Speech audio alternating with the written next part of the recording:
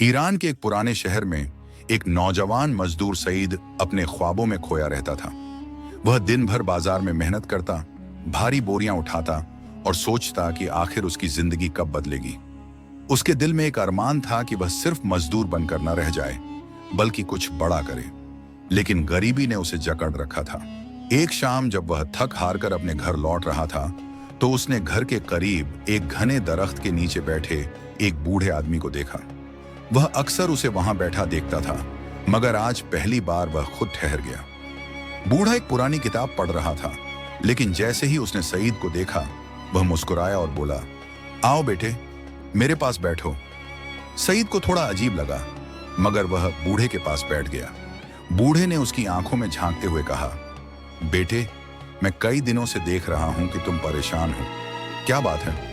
सईद ने गहरी सांस ली और अपनी सारी परेशानियां बूढ़े के सामने बयां कर दी। उसने कहा, मैं मेहनत करता हूं, मगर मेरी जिंदगी नहीं बदलती। मेरे ख्वाब बहुत बड़े हैं, लेकिन मेरे पास सिर्फ यह मजबूत कंधे और मेहनत करने की ताकत है। बूढ़े ने हल्की मुस्कान के साथ कहा, बड़े ख्वाब देखना अच्छी बात है, लेकिन सिर्फ मेहनत और ताकत ही काफी नहीं होती। तुम्हें अपने ख्वाबों को हकीकत में बदलने के लिए कुछ और भी करना होगा। कल इसी जगह आओ, मैं तुम्हें एक राज बताऊंगा जो तुम्हारी जिंदगी बदल सकता है। एक करामाती पत्थर। अगली सुबह सईद सूरज निकलने से पहले ही दरख्त के पास पहुंच गया। बूढ़े ने अपनी जेब से एक छोटा सा पत्थर निकाला और सईद को देते हुए कहा, यह कोई आम पत्थर नहीं है। यह जिसे मिलता है उसकी किस्मत बदल जाती है। लेकिन याद रखना, यह सिर्फ तुम्हारे लिए दरवाजे खोलेगा। मेहनत और सब्र तुम्हें ही करना होगा। सईद ने पत्थर को उलट पलट कर देखा और थोड़ा संदेह से कहा, मगर यह तो एक साधारण पत्थर जैसा दिखता है, इससे मेरी जिंदगी कैसे बदलेगी? बूढ़ा मुस्कुराया और बोला, मुझ पर भरोसा रखो। जब मौका तुम्हारे सामने आए तो उसे पहचानने की कोशिश करना।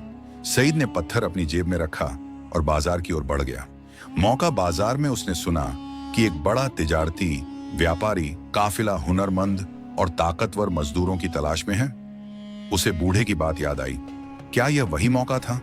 उसने हिम्मत की और काफिले के सरदार अब्बू जैद के पास गया। अब्बू जैद ने उसे घूरते हुए पूछा, तुम्हें हम अपने साथ क्यों लें? हमें क्या पता तुम ईमानदार हो या चोर। सईद ने जेब में रखे पत्थर को छुआ और आत्मविश्वास के साथ कहा, मैं मेहनती और ईमानदार हूं, मुझे सिर्फ एक मौका चाहिए। अब्बू जैद ने कुछ देर सोचा और फिर कहा, ठीक है, मैं तुम्हें एक मौका देता हूं, मगर तुम्हें अपनी काबिलियत साबित करनी होगी। सफर और नया सबक। सईद काफिले के साथ सफर पर निकल पड़ा। उसने सख्त मेहनत की और थोड़े ही दिनों में तिजारत के कई गुर सीख लिए। जब वे एक बड़े शहर पहुंचे तो वहां एक अजीब खबर फैली हुई थी।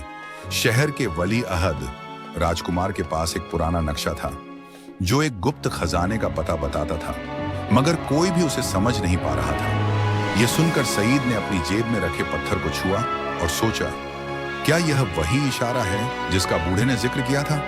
नक्शे का रहस्य। सईद महल पहुंचा और वली अहद से कहा कि वह नक्शा समझने की कोशिश करना चाहता है। सबने उसका मजाक उड़ाया, मगर वली अहद ने उसे मौका दिया। सईद ने नक्शे को गौर से देखा और बूढ़े की सलाह को याद किया।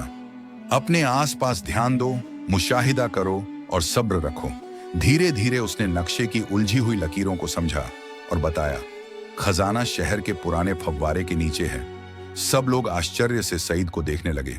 खुदाई शुरू हुई और वाकई वहां खजाना मिला। वली अहद बहुत खुश हुआ और सईद को न सिर्फ इनाम दिया, बल्कि उसे महल में सलाहकार मशीर बना लिया। हकीकत का एहसास। अब सईद एक मामूली मजदूर से महल का बड़ा आदमी बन चुका था, मगर उसके दिल में अपने शहर और उस बूढ़े की यादें थीं। वह वापस लौटा और दरख्त के नीचे बैठे बूढ़े से मिला। उसने बूढ़े को बताया कि कैसे यह करामाती पत्थर उसकी किस्मत बदलने का जरिया बना। फिर उसने सवाल किया, चाचा, यह पत्थर आपको कहां से मिला? क्या यह और भी चमत्कार कर सकता है? बूढ़े ने मुस्कुराते हुए कहा, बेटा, यह पत्थर बाकी पत्थरों की तरह ही एक साधारण पत्थर है। असल में मैंने इसे सिर्फ एक निशानी के तौर पर दिया था।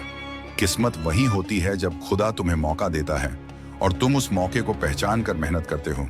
तुम्हें कामयाब बनाने वाला यह पत्थर नहीं, बल्कि तुम्हारी मेहनत और खुदा की मेहरबानी है। सईद को एक झटका लगा, लेकिन फिर उसने महसूस किया कि बूढ़े की यह बात गहरी हिकमत से भरी थी। उसने बूढ़े को सलाम किया, शुक्रिया अदा किया और महल की ओर वापस चला गया।